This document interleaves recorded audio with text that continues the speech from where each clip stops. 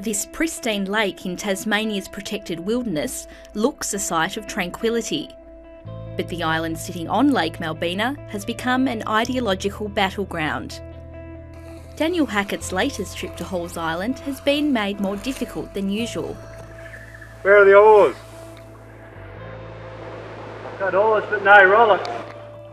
It's Daniel Hackett's first trip to Halls Island in about 8 months.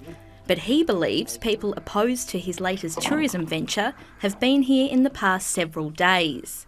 And we turned up today, the hut door's been broken, the boat rowlocks have been stolen, someone's left the cover off. Daniel and his wife Simone want to run a fly-in luxury camp on Halls Island. It's already a great place for tourism because we're not going into some pristine wilderness. We're using an area that until recently had, full drives and sheep and horses in it. The helicopter access has proven controversial, as have the private leases the Hacketts hold over Halls Island and explorer Reg Hall's historic hut. The Hacketts leases are just 2 of 136 commercial leases over reserve land in Tasmania. About half are held by tourism operators. Better known among them are Pump House Point and the Cradle Mountain huts. The Tasmanian government wants more tourists to spend their money visiting the state's picturesque wild areas, even changing management plans so developments can go ahead. The ABC can reveal the number of exclusive commercial leases held over Tasmania's reserved land has more than doubled since the Liberals came to power in 2014. Over the last 5 years, we have seen significant growth in Tasmania's economy. There's a lot of investment interest, and we issue leases and licences for a whole wide range of infrastructure. What we are talking about here is commercialisation and privatisation of public protected areas with developments that will compromise wilderness values. Daniel Hackett plans to charge each of his customers about $4,500 for the Halls Island experience.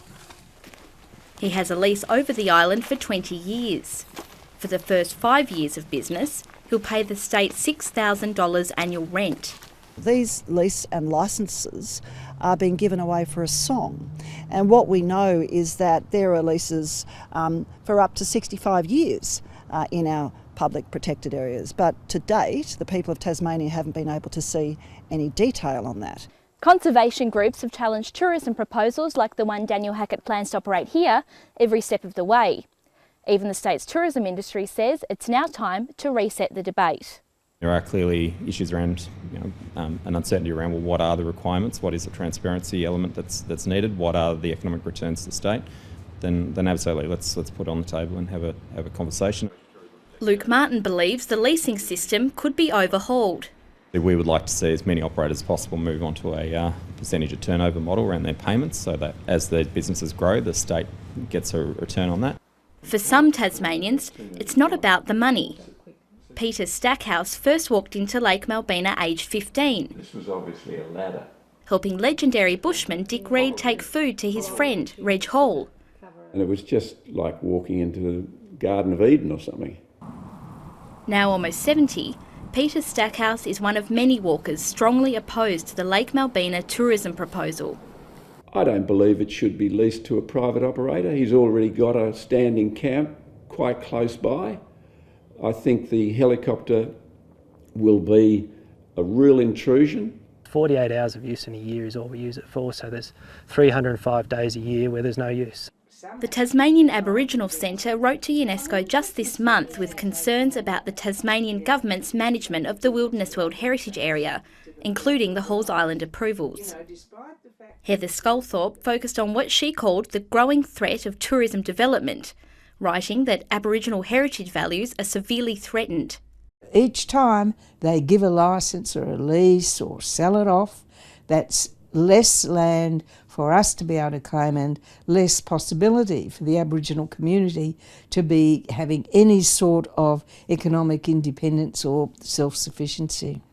The head of the Parks and Wildlife Service is unapologetic about his agency's work aiding tourism operators.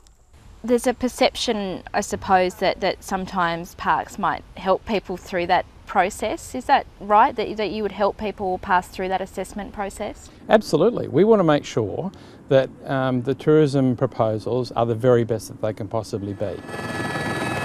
The Hacketts argue bringing more people into Tasmania's wilderness is the best way to protect it. We're in a climate emergency here. The more people we can get engaging with wild places, witnessing climate change effects, witnessing what positive things protection can do, the better.